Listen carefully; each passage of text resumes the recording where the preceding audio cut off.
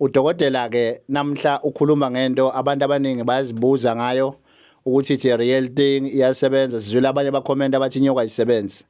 Sithi ke namhla sikhulume ngenyoka. Umuntu onenyoka ngumuntu lofuna into yakhe ihambe kahle fast kodwa angasacrifice ngomndeni wakhe, angasacrifice nange family yakhe, ngoba umuntu onenyoka ngeke kwenteke kudzingeke ukuthi ngoba inyoka ifidwa ngaloku lekudlako. Ngeke uyifide ngemntwana wakho, ngeke inyoka uyifide ngegazi labanye abantu. So nako lokhu right ngenyoka ukuthi na uthole yona nje usuke uthole into lengenabo ubungode. Sethwalo ke lesi sebani lesebadecide labathi nje angifuni kubulala umuntu ekhaya, angifuni icinzetela umuntu ekhaya, but ngifuna kuba rich, filthy rich.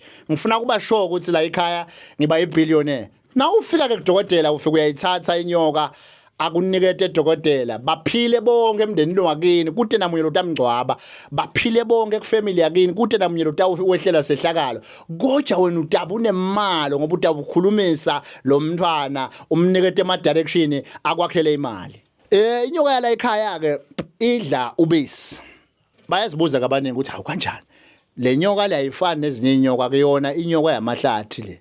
Yeah, that's why idla lokho okusho udokotela. Idla ubisi. Sisho lana ke ukuthi ayidla ubisi lenyoka ukuthi sibalekela ukuthi ingakhuli kakhulu igijime ngoba ezikhula kakhulu uqeba masinyane, ucebe masinyane bese inyoka yakho iyaguga so uphinde uyawa futhi. So kufuna ukuthi ikhule ke by stages, ikhule nje kahle inyoka idla ubisi. Lokusho ukuthi ke uyezwa ke ukuthi inyoka akuyona into eyingozi mbukeli. Uyabona ukuthi inyoka angeke ikunikete inkinga. Ungahlula ukuthi uthenga ubisi bese uyaceba uyeke leyo nto ithatha ubuye uhambe uyosebenza ekhaya.